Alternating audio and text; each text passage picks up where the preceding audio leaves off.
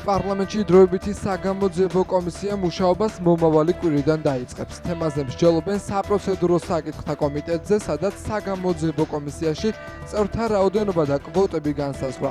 დროებითი საგამოძიებო კომისია 2003 წლიდან 2012 წლამდე წინა ხელისუფლების დროს ჩადენილი ქმედების შეისწავლის და დასკვნას მოამზადებს. შერჩევითი სამართალი და პოლიტიკური ოპონენტების დევნა. ესეთი განცხადებაც კი გააკეთეს, რომ ნაციონალები არ გეგონოთ 5 ნომრის ქვეშ მოქმედი პარტია. ყველა ნაციონალია, ვინც კი დღეს ოპოზიციაში არის. ანუ მე მინდა, ასე ვთქვათ, ქართული ოცნების ჯერ კიდევ მხარდაჭერების გასაგებად თქვა. საერთოდ ოპოზიცია აღარ უნდათ ამ ადამიანებს, რომ ქვეყანაში იყვნენ, ჩრდილოეთ კორეას და თურქმენეთს გიწყობენ აქ და თქვენ თუ ესეთ ქვეყანაში სურვილი გაგაჩნიათ, მაშინ დიდი ბოდიში, მაგრამ ეს თქვენი პრობლემაა, იმიტომ რომ ასეთ ქვეყანაში წარმატებული ვერ იქნება ვერც ერთი ადამიანი, ვერც ერთი ოჯახი, ეკონომიკურად ეს ქვეყანა წინ ვერ წავა, შემოსავლები ვერ გაიზრდება და ვიქნებით სიღატაკეში და იზოლაციაში რუსეთთან ერთად. ამ პროცესს მე შევაფასებდი როგორც შაპიტოს დადგმის კიდევ ერთ მცდელობას, იმიტომ რომ ხალხისთვის სათქმელი არაფერი არ აქვთ, თუ რეალურად ქართულ ოცნებას სურდა გამოეძიებინა სისტემური დანაშაულებები, რაც წინა ხელისუფლების დროს იყო ჩადენილი, ჰქონდა 12 წელი. მათ შორის 2016 წლიდან 2020 წლამდე მათ ჰქონდათ საკონსტიტუციო უმრავლესობა. მაგრამ თავარი ეს არ არის. თავარი არის ის, რომ ყველა მოძალადე წინა ხელისუფლების, ყველა ის ადამიანი, რომელიც ჩადიოდა სისტემურ დანაშაულს, დღეს წარმატებით არის პორტირებული ქართულ ოცნებაში, როგორც საკანონმდებლო აღმასრულებელი სასამართლო ხელისუფლებაში და თუ მართლა სურთ გამოძიებების დაწყება, საკუთარი რიგებიდან დაიწყო. რა თქმა უნდა, ჩვენ მივიღებთ ამ კომისიაში მონაწილეობას, გამოვიყენებთ ამ შესაძლებლობას. ეს კომისია იქნება იმისთვის, რომ საბოლოოდ გავიგოთ ბევრი დეტალი იმ გავლილი წლების პერიოდში, რაც მოხდა ომთან დაკავშირებით და ბევრი ის გამოწვევა, რომელიც ამდენი ხანი გაუცემელი იყო პასუხები, ვფიქრობ, რომ ამ ყველაფერს ძალიან ბევრ რამეს გაარკვევს ამ კომისიის მუშაობა. ეს არის ბოლოდინი. ჩვენ არაერთის ამაზე ვისაუბრეთ და შეგვიძლია კვლავ ხაზი გავუსვათ იმ განსაკუთრებულ როლს სამართლიანობის დადგენის და აღდგენის, რომელსაც ჩვენი ქვეყნისთვის და ჩვენი ხალხისთვის ბუნებრივია აქვს, მით უმეტეს იმ ფონზე, როდესაც სტრასბურგის ადამიანის უფლებათა ევროპულ სასამართლოს აქვს 100-მდე გადაწყვეტილება მიღებული, სადაც სისტემურ დანაშაულზეა ნაციონალური მოძრაობის მიერ ჩადენილ დანაშაულზეა საუბარი, მაშინ როდესაც საზოგადოების მოთხოვნა არის პირდაპირ ამ საკითხისთვის, ამ ძალიან მნიშვნელოვანი პროცესისთვის თავის სახელის დარქმევის, სამწუხაროდ დღემდე ეს ვერ განხორციელდა. ეს არის სუვერენული შესაძლებლობა ჩვენი ქვეყნის, რომ სრულად დააკმაყოფილოს საზოგადოების ეს მოთხოვნა. პარლამენტში დროებითი საგამოძიებო კომისიის მუშაობაზე მსჯელობენ. საპროცედურო კომიტეტმა დაადგინა კომისიის შემადგენლობის განსაზღვრული კვოტები, რომელიც ფრაქციებმა წარმოადგინეს. სულ 2 ფრაქცია იქნება ქართული ოცნება და ხალხის ძალა. დროებითი საგამოძიებო კომისია 2003 წლიდან 2012 წლამდე წინა ხელისუფლების დროს ჩადენილი ქმედებებს შეისწავლის და დასკვნას მოამზადებს. არაფერი საერთო ამ ხელისუფლებას არ გააჩნია თავისუფლებასთან და გამჭვირვალეობასთან. და ბოლოს ძალიან სასაცილოა შემთხვევით, როდესაც ამ ქვეყნის ისტორიაში ყველაზე კორუმპირებული ხელისუფლება საუბრობს გამჭვირვალეობის სხვადასხვა ფორმაზე. ეს არის მხოლოდ კომიკური. ეს არის ხელისუფლება, რომელიც ჩაძირულია გაუმჭვირვალეობაში, კორუფციაში, ხელისუფლება, რომელიც დეკლარაციებს მალავს და ამავე დროს პარალელურად საუბრობს გამჭვირვალეობაზე. მე ვფიქრობ, ჭკუათყოფელი ადამიანი ვერ დაიჯერებს, რომ ამ ხელისუფლებას შეიძლება გამჭვირვალება აინტერესებს რაიმე ერთი კუთხე. ეს არის ტყუილი, ეს არის კრემლის პროპაგანდა და საქართველოს მოქალაქეების შეცდომაში შეყვანის მორიგი მცდელობა, რასაც დარწმუნებული ვარ, რომ გაცილებით უფრო მაღალი რეზისტენტულობით და მედეგობით შეხვდება ქართველი ხალხი და აღარავინ დაიჯერებს ამ სამთავრობო ტყუილს. ეს ხო უბრალოდ ტყუილი ამერიკული კანონმდებლობის მიერ, ასე ვთქვათ, გამოყენებული ეს პრაქტიკა არ ემსახურება მეგობრების მტრებად წარმოჩენის და მტრების მეგობრებად წარმოჩენის მისას, რასაც ემსახურება ქართული ოცნების მიერ ინიციირებული არაკონსტიტუციური კანონი. საქართველოს დღეს დგას სრულიად სხვა გამოწვევის წინაშე, ვიდრე იყო თუნდაც 1 თვის წინ, ან 6 თვის წინ თუ 1 წლის წინ. ამიტომ ისევ როგორც მთელი მსოფლიო ჩვენც ვფიქრობთ, როგორ რა შეიძლება გაკეთდეს იმისთვის, რომ საზოგადოება დავიცვათ დეზინფორმაციებისგან, უცხოური ჩარევებისგან და ასე შემდეგ და სწორედ ეს არის ერთ-ერთი мотиваცია, რატომაც ჩვენ გადავწყვიტეთ ფარას კანონმდებლობის და ახალი ბრიტანული სტილის მედია კანონმდებლობის გადმოტანა საქართველოში. პირველი ის რომ ამერიკული სტანდარტით მოწესრიგდეს უცხოური ჩარევების საკითხი. მართველი გუნდი ამერიკული ფარას პირდაპირ ასლის მიღებას გეგმავს. ქართული ოცნების წევრების განცხადებით, ამერიკის შეერთებულ შტატებში მოქმედი კანონის ანალოგის ქართულ რეალობაში დანერგვა გააძლიერებს ქვეყნის სუვერენიტეტს და გამჭვირვალობის მაღალ სტანდარტებს დაამკვიდრებს.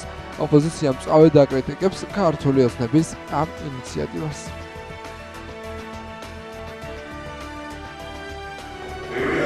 ყველა კანონი მიღებული არის საქართველოში ბოლო თვეების მანძილზე განსაკუთრებით იმის გამო, რომ სამოქალაქო პოლიტიკური უფლებების შეკვეცოს თავისუფალი მედია საშუალებები, პოლიტიკური ორგანიზაციები და სამოქალაქო ორგანიზაციები გაანადგუროს.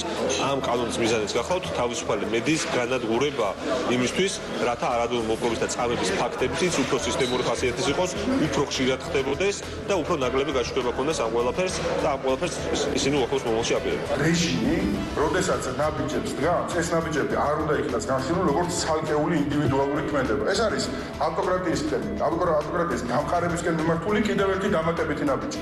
ჩვენ ხო არ ვსაუბრობთ ეხლა, ჩვენ ხო არ მოყვებით სუფთა ფურცლით და ხო არ მეკითხებით, რომ აი ესეთი კანონი რომ მიიღოს ქართულმა ოცნებამ, რა მოხდება? ესე არ არის, ხო? ეს არის გაგრძელება იმ ანტიდემოკრატიული და რეპრესიული პროცესის, რომელსაც ქვეყანაში ადგილი აქვს. მე მგონი მაშინ ვერავინ შეგვედავება, რომ ბრიტანეთში მედია თვალსაზრისით პრობლემები არ არის და სიტყვის თავისუფლებას ბრიტანეთში პრობლემები არ აქვს. თქვენ ამას სიტყვის მიმართოს მაშინ ბრიტანეთის ხელისუფლებას. ამიტომ თუ იქ არსებობს მედია საშუალებასთან დაკავშირებით კანონი, რატომ არ უნდა იყოს მსგავსი კანონი საქართველოში? იმიტომ რომ ჩვენც გვაქვს ამის შესაბამისი ამბიცია და არა მარტო ამბიცია, შეფასებებიც გვაქვს ამის, რომ საქართველოს შემდგარი სახელმწიფო და მედია საშუალებები და უფლებები დაცული უნდა იყოს ისე, როგორც ეს არის დაცული დიდ ბრიტანეთში. მოსახლეობა მიცოდეს თითოეული მედია ორგანიზაციის, მაგრამ ეს ცოტა ფართო კონტექსტშიც რო წარმოვიდგინოთ, თითოეული არასამთავრობო ორგანიზაციის თუ პოლიტიკური ორგანიზაციის უკან ვინ დგას, რა ფინანსები და რა ინტერესი დგას, ეს ერთი და მეორე, როგორც აღნიშნეთ, დღეს ჩვენ ისეთ სამყაროში ვცხოვრობთ, სადაც ეს დეზინფორმაციის ცუნამი არის ძალიან დიდი საფრთხე საზოგადოებისთვის, საზოგადოების სწორი ინფორმირებულობისთვის და სწორედ ამიტომ ბრიტანული კანონი, ბრიტანული მოდელი, ასე ვთქვათ, რომელიც დიდწილად სხვათა შორის საზოგადოებრივ მაუწყებელია და დიდწილად ამ მოდელზე აგებული და ეს მთავარი უპირატესობა, რატომაც ითვლება ამ ბრიტანული კანონმდებლობა, არის ის, რომ იგი ყველაზე ეფექტიანად არეგულირებს დეზინფორმაციის და ყალბი ნარატივების გავრცელებასთან ბრძოლას. საპარლამენტო მანდატები კვლავ ურთიერთბრალდებების თემაა ოპოზიციაში. მიუხედავად იმისა, რომ ნაწილი ერთიანობის აუცილებლობასა და ერთიან სტრატეგიაზე საუბრობს, მაშინ როდესაც სამი ოპოზიციური გაერთიანების 59 წევრს მართველი გუნდის გადაწყვეტილებით შეუწყლათ სადეპუტატო უფლებამოსილება, მანდატებს ჯერ ისევ ინარჩუნებს გიორგი გახარიას პარტიის 12 წევრი. მათ ამ დრომდე არ მიუმართავთ გაუქმების მოთხოვნით. გახარიას პარტიას სხვა ოპოზიციური პარტიები ადანაშაულებენ, რომ ქართული ოცნების თამაშს თამაშობენ. კრიტიკული პოსტი დაწერა სოციალურ ქსელში მამუკა ხაზარაძემ. ყოფილი პრემიერის პარტიაში კი ამბობენ, რომ მათთვის გაურკვეველია თუ რატომ გამოიწვია ამ საკითხმა ოპოზიციის გაღიზიანება, როდესაც მათი გადაწყვეტილება დიდი ხანია ცნობილია, რომ ისინი არ აპირებენ პარლამენტში შესვლას, თუმცა არც მანდატების შეწყვეტის თაობაზე განცხადებების დაწერას გეგმავენ. ივანიშვილის რეჟიმისთვის ლეგიტიმაციის მინიჭების ნებისმიერი მცდელობა არის დიდი საერთო ოპოზიციური და მე ვიტყოდი საზოგადოებრივი და ეროვნული მიზნების წინააღმდეგ მიმართული მოქმედება და ამიტომ ნამდვილად ვისურვებდი, რომ ამგვარ სტრატეგიულ ბუნდოვანებას, რომლის შენარჩუნებასაც თითქოს და ახლა გახარია ცდილობს, ამჯობინოს მორალური და პოლიტიკური სიცხადე, სადაც გვეცოდინება ის ხელს უწყობს ივანიშვილის რეჟიმის ლეგიტიმაციის შენარჩუნებას, თუ აკეთებს საერთო ოპოზიციურ ეროვნულ სახალხო საქმეს. არც ერთმა პოლიტიკურმა ძალამ, ამ კონკრეტულ შემთხვევაში ბატონი გახარიას პარტიამ, არ უნდა მისცეს საშუალება ქოცებს, თუნდაც ქაღალდზე იყვნენ 99-ზე მეტნი. რადგანაც ისინი არ არიან ლეგიტიმური, ეს პარლამენტი არ არის ლეგიტიმური და ვერავითარ აზრს, ვერავითარ სტრატეგიულ მოლოდინში ჩვენ ვერ ვხედავთ. ჩვენ გვინდა რომ მოუწოდოთ ბატონ გახარიას და მის პარტიას, რომ გადადგან ის ნაბიჯშიც გადადგა ყველა სხვა დემოკრატიულმა ძალამ და ფორმალურადაც ბოლომდე უარი განაცხადონ აიმ ეგრეთ წოდებულ პარლამენტში წევრობაზე, რომელშიც ისინი არ შედიან ბუნებრივია, რასაც მივესალმები, მაგრამ რომელშიც ისინი ირიცხებიან ფორმალურად წევრებად. თუნდაც ქაღალდის დონეზეც ისინი არ უნდა ირიცხებოდნენ ამ პარლამენტში. ეს ჩვენი ეს ესე ვთქვათ, ნაბიჯი ჩვენი გადასაწყვეტია. ჩვენ არ მივცემთ საშუალებას ქართულ ოცნებას რაიმე გავლენა მოახდინოს ჩვენ პოლიტიკურ დღესასწაულზე. რას ნიშნავს? ან მიმართავთ, ან არ მიმართავთ, ან როდის მიმართავთ. რა თქმა უნდა, საუბარი ზედმეტი ან შესვლაზე, ან რაიმე კომიტეტში გაწევრიანებაზე, ან რაიმე ფორმით ლეგიტიმაციის მიცემაზე. მათ შორის არც ეხლა ვიღაცას რაღაცა ეჭვები უჩნდება, ეს ეჭვები არ ვიცი, ჩხიბავებთან გადაამოწმოთ. ჩვენი პოლიტიკური ღირსშესწრების მანიპულირების საშუალებას არ მივცემთ არც ნაციონალურ მოძრაობის წარმომადგენლებს, არც ქართული ოცნების წარმომადგენლებს და არც არავის სხვას. ორ ქართლს შუას არის გახარიას პარტია მოქცეული, მე მათ ვარ დარწმუნებული, რომ თითოეულ მათგანს ძალიან დიდი სურვილი აქვს პარლამენტში შემოსვლის. ამავდროულად ცხადია, რომ იმ ბულინგის და იმ ზეწოლის ქვეშაც არიან, რაც არის ზოგადად ოპოზიციურ სპექტრში წარმოდგენილი. ეს შემოვლენ არ შემოვლენ, ამაზე ნამდვილად ვერ გეტყვით და ვერ გაგცემთ პასუხს. ის რომ ეს ნაციონალური მოძრაობის ანასხლეტი პარტია და მათ საერთოდ დღის წესრიგში ამას წყალი არ გაუვარ, ეს საზოგადოებამ ძალიან კარგად იცის. დაანჩენი რა თქმა უნდა არის მათზე დამოკიდებული ჩვენ საქართველოს პარლამენტს ლეგიტიმაცია მიენიჭა ქართულმა ხალხმა და ეხლა იქ კონკრეტული მოღალატეების წარმომადგენლები იქნებიან თუ არა პარლამენტში წარმოდგენილი, ეს საქართველოს პარლამენტს ნამდვილად ვერ შემადგენს ვერანაირ ლეგიტიმაციას. თბილისის საქალაქო სასამართლოში დიდი ოდენობით საბიუჯეტო თანხების ჯგუფურად გაფრანგვაში ბრალდებულების მიხეილ სააკაშვილისა და თეიმურაზ ჯანაშიას ბრალდებების საქმეზე პროცესი გადაიდო. პროცესის გადადების შუამდგომლობა დააყენა სააკაშვილის ინტერესების დამცველმა. მიზეზი საქმეში მიხეილ სააკაშვილის ახალი ადვოკატის გიორგი ჩალძის ჩართვა გახდა. სააკაშვილმა ადვოკატების შოთა თუთბერიძისა და შოთა კახიძის აცილება მოითხოვა. როგორც მოსამართლემ ბადრი კოჭლამაზაშვილმა განმარტა, საქმის განხილვის დასკვნით ეტაპზე ადვოკატების ცვლილება კითხვებს აჩენს, რამდენად კეთილსინდისიერია დაცვის მხარეს საკუთარ ქმედებებში. მოსამართლის თქმით, უკვე რიგით მე-7 ადვოკატი ერთვება სააკაშვილის ინტერესების დაცვაში, რაც აჩენს ეჭვებს, რომ ბრალდებულ სააკაშვილსა და მის ადვოკატებს პროცესის გაჭიანურება სურთ.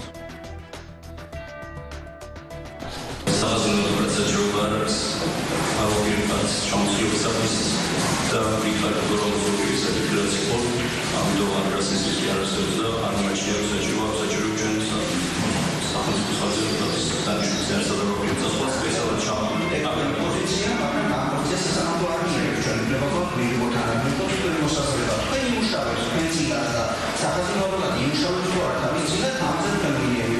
ეს სასამართლო სუჩის გარკვეულ ეჭვებს იმასთან დაკავშირებით რომ იქარით რომ პროცესის გაჭიანურება ისინი დასახული. ეს რომ ასია ასადასტურებს ისიც რომ დღეს ვიღებთ ჩვენი პროცესის დაწყებამდე წინააღმდეგ ადვოკატის მხრიდან ჩამოშლების საკითხს, როცა მათ სამი პირა ჰქონდათ მიცემული გასვლითი სიტყვის მოსამზადებლად, მათ შეეძლოთ რომ ეს პოზიცია მანამდეც გაიზრდებინა. სააკაშვილის ინტერესების დამცველ ადვოკატებს ეს სამი პირა ეს ფუჭა გადაღული დროა. საქმის ობიექტური დაგროვებისთვის ეს მოახერხეთ.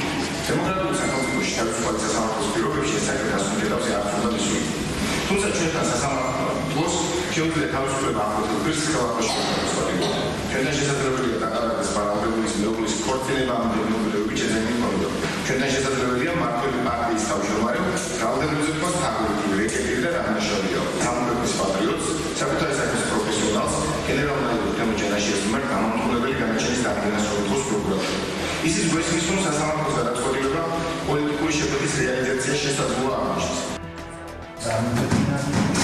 მოხდება, სადაც ისინი წერენ, რომ ჩვენ აღარ წარმოვადგენთ საქართველოს ინტერესებს და გააგრძელებს მის ინტერესების დაცვას მიოდი ჩააწეროს. ეს ხდება დასკვნითი სიტყვის ეტაპზე სასამართლოს ჩართო საფუძველს აწევს რომ ეჭვი შეიტანოს კეთის ინიციატივის დამოკიდებულებაში საქმის მიმართ ადვოკატების მხრიდან ხშირია ხოლმე ასეთი პრეტენზიები, რომ საქმის დამხილვა გაგრძელდა და რაღაც წლების განმავლობაში იქნება, მაგრამ მე მინდა მათ შევახსენო, რომ ბოლო 5 წლის განმავლობაში დაცვის მხარეს მიცემულებებს ვიქნებთ და დაცვის მხარეს აქვს ეს დრო დახმარებული და თუ მათ მიაჩნიათ რომ მცირე დროში შეიძლებოდა ამ საქმის დამთავრება, მაშინ შეეძლოთ რომ ეს დრო მათ შეეცინებინათ. დაცვის მხარე არ არის დაინტერესებული მოცემული საქმის დამხილვის დასრულებით. ხდება მიხეილ სააკაშვილის მხრიდან ადვოკატის შეცვლა უკვე მერამდენედ მე-7 ადვოკატი ჩაერთო დღევანდელ პროცესში მის ინტერესების დასაცავად და ჩაერთო დასკვნითი სიტყვის ეტაპზე, როდესაც მტკიცებულებათა გამოკლება დასრულებულია, როგორც ბრალდების მხარის, ისე დაცვის მხარის და ამ ადვოკატს მოცემულ საქმეზე მტკიცებულებების ნაწილში სჭირდება ასე ვთქვათ, მთელი ამ ხნის განმავლობაში, რაც იქნა პროცესზე გამოკლებული, ამ ყველაფრის მოსმენა. ეს სასამართლოს უჩენს გარკვეულ ეჭვებს იმასთან დაკავშირებით, როგორც იხარით, რომ პროცესის გაჭიანურება ისმად დასახული. ეს რომ 100-ია, ამას ადასტურებს ისიც, რომ დღეს ვიგებთ ჩვენ პროცესის დაწყებამდე წინააღმდეგი ადვოკატის მხრიდან ჩამოცილების საკითხს, როცა მათ სამი პირა ჰქონდათ მიცემული დასკვნითი სიტყვის მოსამზადებლად, მათ შეეძლოთ რომ ეს პოზიცია მანამდეც გაეცელებინათ. სასამართლო ასეთ რისკებს თავიდან გაასხვევს, როგორი განცხადებაც წარმოგვიდგინა დღეს ჩვენ ადვოკატების მხრიდან. არა მათ დასვეული, რომ ანალოგიური განცხადება წარმოგვიდგინება შემდეგ სასამართლოს უბრალოდაც და ბატონი ჩალაძეც არ ჩამოწინდება და კიდევ მეორე ადვოკატი არ მიიღებს მონაწილეობას პროცესში, ამიტომ სასამართლო დაკავშირებით აღნიშნავს ადვოკატს სახელმწიფოს. მართლ გუნდში დარწმუნებულები არიან, რომ გახარიას პარტიას პარლამენტში შესვლა სურს, თუმცა ბულინგის ეშენია. პარტია საქართველოსთვის წევრებს მე-11 მოწვევის პარლამენტისთვის სადეპუტატო უფლებამოსილების შეწყვეტის თხოვნით ისევ არ მიუმართოთ.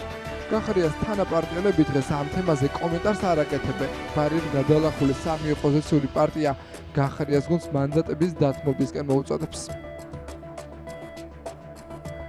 მათ ასევე უნდა დაწერონ შესაბამისი განცხადებები, თუნდაც ფორმალურად, თუნდაც ქაღალდზე, არავინ არ უნდა იყოს ქართული ოცნების გვერდით, თუნდაც თეორიულად. გასაგებია, რომ ის ამ საპარლამენტო მანდატზე ბღაუჭება, ან მოუწევთ პარლამენტში შესვლა, ან არა და მაშინ ოცნებას მოუწევს მათი გარიცხვა უკვე არა განცხადებების საფუძველზე, არამედ გაცდენების გამო. ეს ჭეშმარიტების მომენტი სულ რამოდენიმე თვეში, აპრილ-მაისის განმავლობაში დადგება და მაშინ ნახავთ მათ რეალურ სახეს.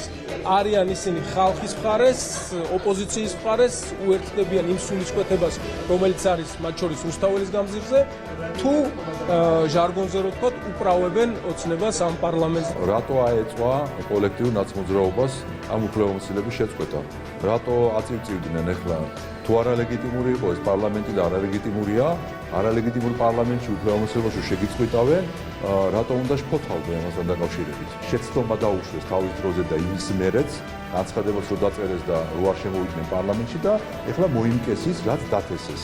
და ამიტომ საყედურებონ ეხლა გახარიას, რომ შენ რატო არ წერ განცხადებას? ეს რა თქმა უნდა მათი შიდა პრობლემაა, მაგრამ თავად გახარიას თაღლითობა და ასე ვთქვათ, ცბიერობა არაერთხელ უნახავს თავისივე გუნდის წევრებსაც კი, რომლებიც გადააგდო და სიაში არ ჩაწერა მერე, ეხლა რა გასაკვირია, რომ ვთქვათ, კოლექტიურ ნაცმოძრაობა გადააგდოს რამდენჯერმე. ამიტომ ეს მისი სტილია.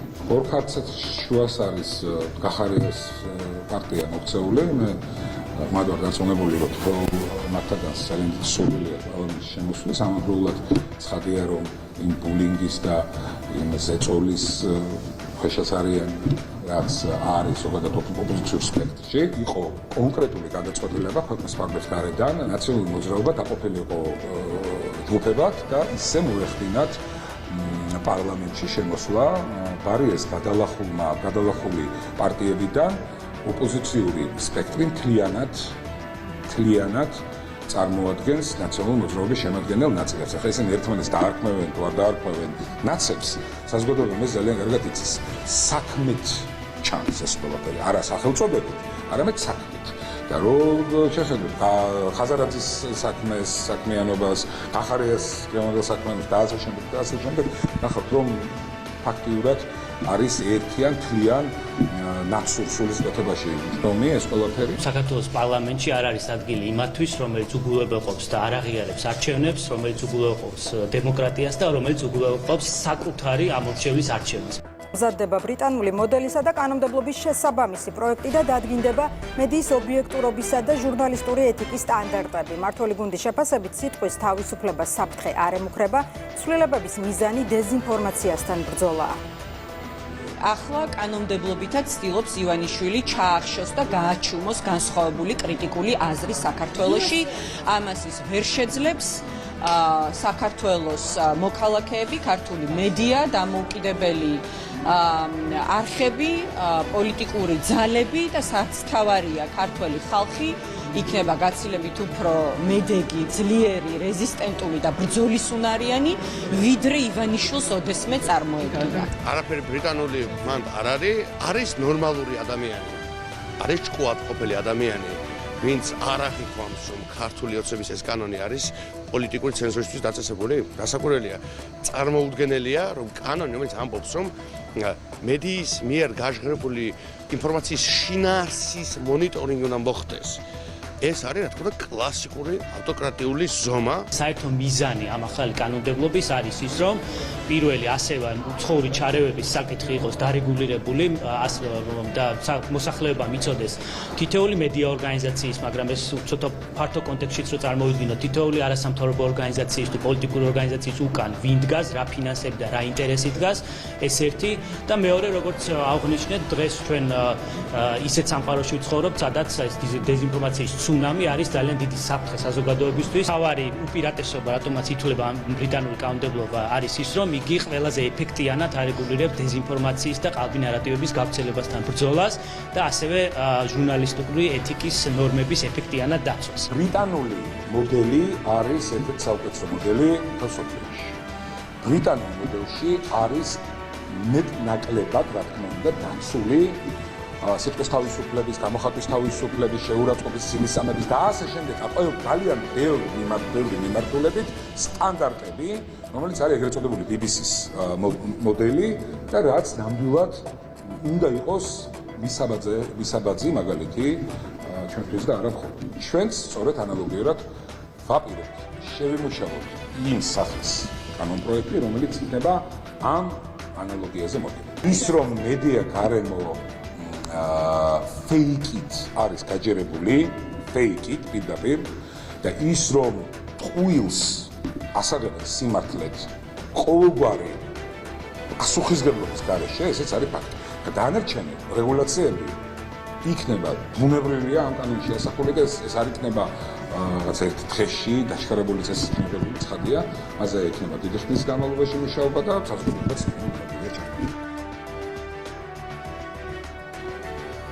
შინაგან საქმეთა სამინისტრომ ქურდულ სამყაროსთან კავშირში მყოფი 26 ადამიანი დააკავა, ხოლო 4 ბრალი დაუსწრებლა წარედგინა. მათგან 3 ეგრეთ წოდებული კანონიერი ქუდია. სამართალდამცველების მიერ მოსამართლის განჩინების საფუძველზე რამოდენიმე თვის განმავლობაში განხორციელებული ფარული საგამოძიებო მოქმედებების შედეგად დადგინდა, რომ დაკავებული ეგრეთ წოდებული ქურდული სამყაროს წევრები და ეგრეთ წოდებული ქურდული სამყაროს საქმიანობის მხარდამჭერები მოქალაქეებს შორის არსებული ფინანსური დავების მოგვარებაში იყვნენ ჩართული. ბრალდებულები პირადი სარგებლობის მიღების მიზნით საზღვარგარეთ მყოფ ეგრეთ წოდებულ კანონიერ ქურდს უკავშირდებოდნენ და ეგრეთ წოდებულ ქურდულ გარშევებს აწყობდნენ. გამოძიების მიერ მოპოვებული ინფორმაციით ბრალდებულები ეგრეთ წოდებული ქურდული ტრადიციების შესაბამისად გადაწყვეტილებებს იღებდნენ და ერთ-ერთ მოდავე მხარეს მეორის ასევე თავიანთ სასარგებლო თანხის გადახდას აკისრებდნენ. პოლიციამ ბრალდებულების პირადი და საცხოვრებელი სახლების შხრიკის შედეგად დიდი მტკიცება გამოიღო კომპიუტერული ტექნიკა და მობილური ტელეფონები. ამოღებულია სხვადასხვა ცეცხლსასროლი იარაღი, მჭიდები, ბაზნები და ნარკოტიკული საშუალება მარიხუანა.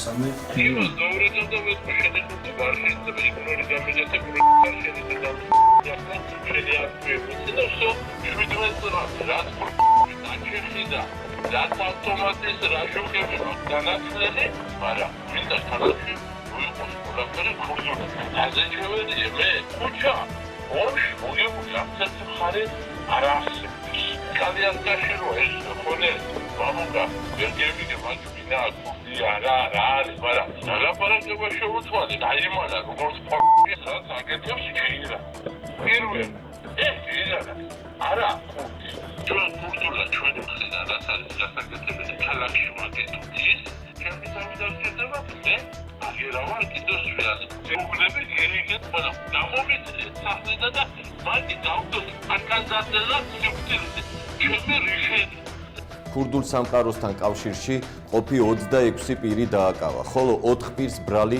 დაუსწრებლად წარედგინა. აქედან 3 კანონიერი ქურდია.